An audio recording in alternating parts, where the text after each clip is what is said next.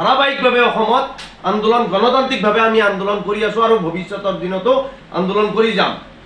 যি আমাৰ বিভিন্ন অসমৰ বিভিন্ন ঠাইতে যি অমানৱীয় উচ্ছেদ, যি উচ্ছেদৰ নিচিনা পৰিৱেশ, ভয়াৱহ পৰিৱেশ অসমৰ বিভিন্ন প্ৰান্তত সংখ্যালঘুসকলক বাছি বাছি টাৰ্গেট কৰি পেলাই যি অমানৱীয় উচ্ছেদ মানে কৰি আছে, তেখেতসকলে বন্ধ কৰিব লাগে।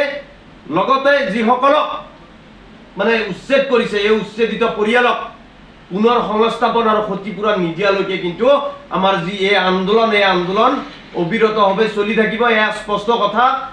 শেহতীয়াভাৱে আমি দেখিবলৈ পাইছোঁ যে আমাৰ মানুহক, সংখ্যালঘুসকলক যি ভোটাৰৰ নামত, বাংলাদেশীৰ নামত যি ধৰণে অন্যায় আৰু অত্যাচাৰ চলাই আছে, এইবিলাকো কিন্তু বন্ধ হ'ব লাগিব।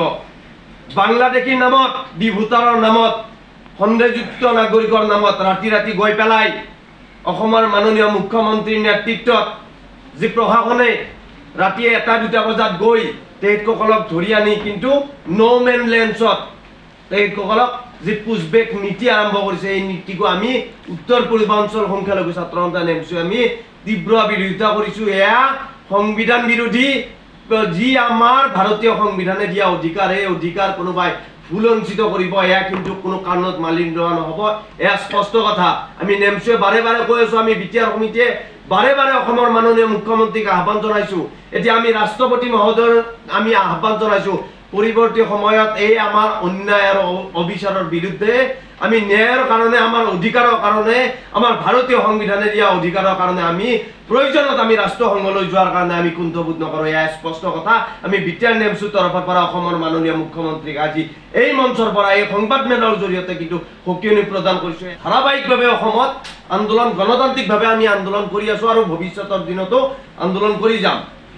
যি আমাৰ বিভিন্ন অসমৰ বিভিন্ন ঠাইতে যি অমানৱীয় উচ্ছেদ, যি উচ্ছেদৰ নিচিনা পৰিৱেশ, ভয়াৱহ পৰিৱেশ অসমৰ বিভিন্ন প্ৰান্তত সংখ্যালঘুসকলক বাছি বাছি টাৰ্গেট কৰি পেলাই যি অমানৱীয় উচ্ছেদ মানে কৰি আছে, তেখেতসকলে বন্ধ কৰিব লাগে।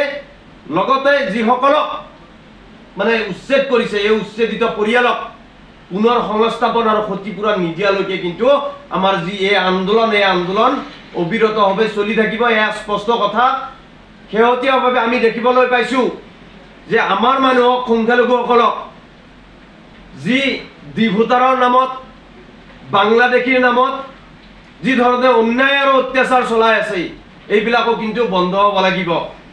বাংলাদেশীৰ নামত, ভোটাৰৰ নামত, সন্দেহযুক্ত নাগৰিকৰ নামত ৰাতি ৰাতি গৈ পেলাই অসমৰ মাননীয় মুখ্যমন্ত্ৰীৰ নেতৃত্বত যি প্ৰশাসনে ৰাতি 1-2 বজাত গৈ তেখেতসকলক ধৰি আনি কিন্তু ন' মেন লেণ্ডছত তেখেতসকলক যি পুছবেক নীতি আৰম্ভ কৰিছে, এই নীতিকো আমি উত্তৰ পূৰ্বাঞ্চল সংখ্যালঘু ছাত্ৰ সন্থা নেমছো আমি তীব্ৰ বিৰোধিতা কৰিছোঁ। এয়া সংবিধান বিৰোধী।